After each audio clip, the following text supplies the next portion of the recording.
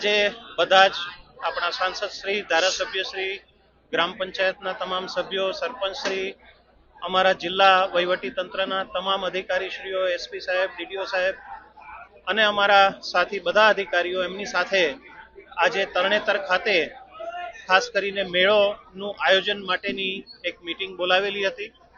આગામી સંજોગોમાં હવે ખાસ વરસાદ નહીં પડવાની જે વિષય છે એના સંદર્ભે તરણેતરનો મેળો યોજવા માટે બધાએ સર્વસંમતિથી નિર્ણય કરેલો છે અને આજ રોજથી જ આ બધી કામગીરી અહીંયા ચાલુ થશે.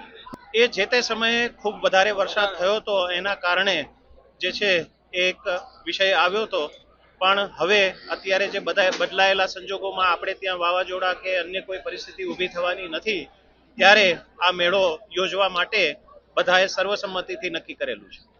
ગ્રામ પંચાયતે ઠરાવ એટલા માટે આપ્યો હતો કે વરસાદ ત્યારે બહુ હતો અને બીજી બાજુ રસ્તા બંધ હતા અને પોઝિશન બહુ સારી નહોતી, એટલે મેળો અમે આયોજનનું ના પાડી હતી.